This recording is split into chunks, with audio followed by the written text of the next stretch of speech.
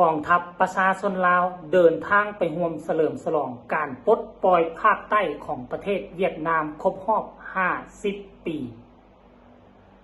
กราบทักทายสบายดี FC ทุกคน FC ทุกท่านเนาะมาพบมาพอกับค่อยในคลิปนี้มีเรื่องราวข้อมูลข่าวสาร2กองทัพประชาชนลาวและกองทัพประเทศเวียดนามย่ำใดก็ได้รับการช่วยเหลือและย่องย่อสรรเสริญกันอยู่ตลอดเวลาและครั้งนี้ประเทศลาวเฮาก็ได้ส่งกองทัพไปแสดงความยินดีกับกองทัพประชาชนเวียดนามหรือทั้งประเทศเวียดนามนั่นเองในการเฉลิมฉลอง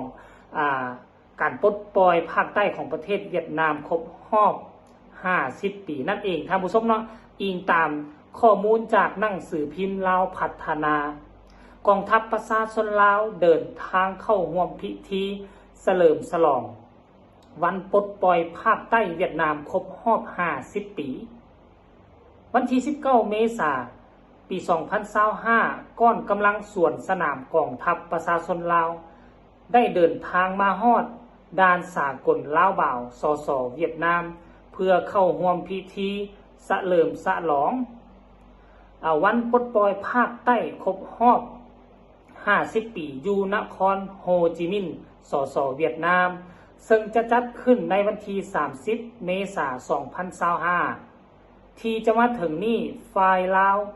นำโดยสหายพันเอกสมแพงแก้วศิลาหัวหน้า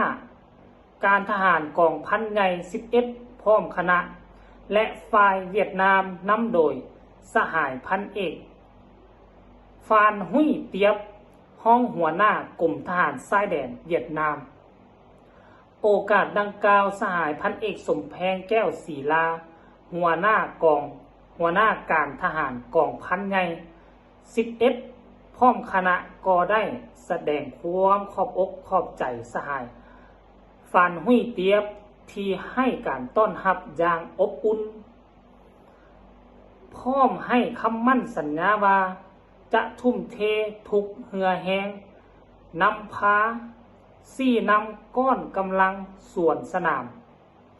กองทัพประชาชนลาวที่จะเข้าร่วมเดินขบวนส่วนสนามในพิธีเฉลิมฉลองวันปลดปล่อยภาคใต้เวียดนามครบรอบ 50 ปีให้สำเร็จตามการจัดตั้งคันเทิงมอบหมายให้ได้หับมากผลอย่างสูงนะท่านผู้ชมเนาะอันนี้คือการเคลื่อนไหวพร้อมทั้งรูปภาพเนาะการไปถึง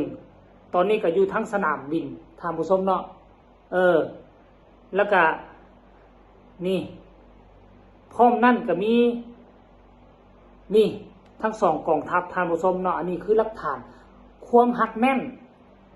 สามัคคีระหว่างลาวเวียดนามนั่นเองเนาะเดี๋ยวจะให้พวกเจ้าไปเบิ่งคลิปนี้สั้นๆสักก่อนแล้วจึงมาพ้อกันคลิปนี้เป็นคลิปจากทั้งเพจหนึ่งเนาะที่เพิ่นได้เดินทางไปนำเป็นเพจที่กองทัพลาวโอ้บ่แม่นน้อยมีจำนวนเท่าใดพลเท่าใดนายนี่เพิ่นก็บ่ได้บอกแต่ว่าตามที่เบิ่งด้วยสายตาแล้วหลายอย่างน้อยสุดก็ประมาณ 4-50 นายนี่แหละเนาะเพอฮอด100 นายท่านผู้ชมเต็มสนามบินเลยเดี๋ยวไปเบิ่งคลิปนี้แล้วจึงมาพ้อกันในช่วงต่อไป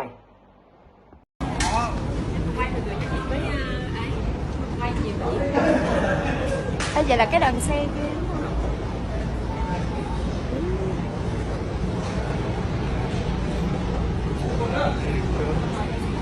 chưa đợi xíu em đang bật đây không biết đâu Lào Tàu đến hồ đi nha. Tàu đến hồ chuyển ngoại nha. Máy bay kìa. Trời ơi, đánh tàu nha. Ủa? Trời ơi, dài quá à. Dài nữa. Trang nữa ta.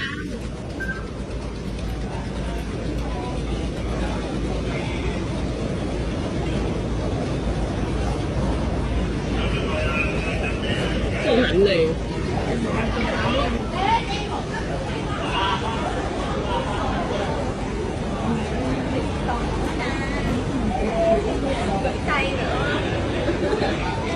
Bảy là ăn lấy. 17 đi lấy. 7 hả? 7 đi lấy. 7 đi lấy. Mấy nó đâu nhìn mình nữa đâu đâu.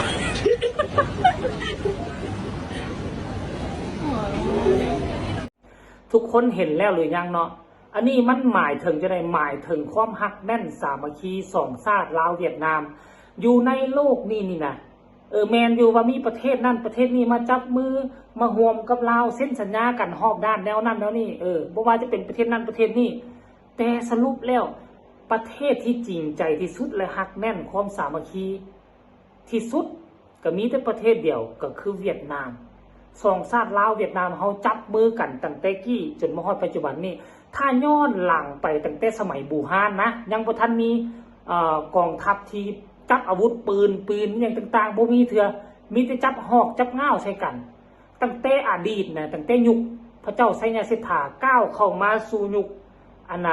ตั้งแต่ยุคเจ้าฟ้างุมขึ้นมาลาวเวียดนามก็บ่เคยฆ่ารันฟันแทงกันบ่เคยยกทัพไปตีกันจักเถื่อจนก้าวเข้ามาสู่ยุคเจ้าไสยสิทธาเนาะจนเกิดเจ้าไสองค์วกองค์เวก็ไม่ได้รับการช่วยเหลือจากประเทศเวียดนามมาตลอดเนาะพระเจ้าไสยสิทธานี่ถือปองทำให้ทั้งอัตปอกอัตปึกก็ว่าไปจนมีไปอยู่ทั้งเวียดนามหายดีแล้วจึงกลับขึ้นมาจึงได้สัญญาว่าพระเจ้าไสยองค์เวจึงกลับมายึดเวียงจันทน์ได้คือเก่าและต่อมาใส่ยุคเจ้าสุภานุวงศ์กับเส้นเดียวกันยามใดถึกประเทศสยามฮุกฮานยามใดประเทศเวียดนามก็ส่งก่อนกำลังมาเติมเสริมสร้างมาช่วยลาวตลอดเวลาจนว่าได้มีเขาเอิ้นว่าค้ำขวัญอีอย่างจังอย่างแหละเป็นค้ำก่อนนะถ้าหากว่าประเทศไทยเปรียบเสมือนพ่อหรือแม่นี่แหละประเทศเวียดนามก็เปรียบเสมือนแม่หรือว่าคันไทยเป็นพ่อเวียดนามก็เป็นแม่ถ้าไทยเป็นแม่เวียดนามก็เป็นพ่อ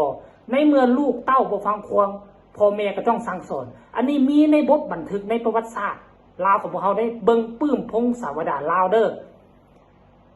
คันว่ายามใดไทยจะมาเป็นใหญ่หลายจะมาโจมตีลาวหลายก็คือเวียดนามก็ต้องส่งก่อนกำลังมาคือมียกตัวอย่างคือเจ้าอันไหนอย่างก็อานุวงศ์เนาะตอนก็กู้เอกราชอยากปลดปล่อยลาวออกจากอำนาจของไทยแต่ว่าถึกไทยตีโต้กันนีขึ้นไป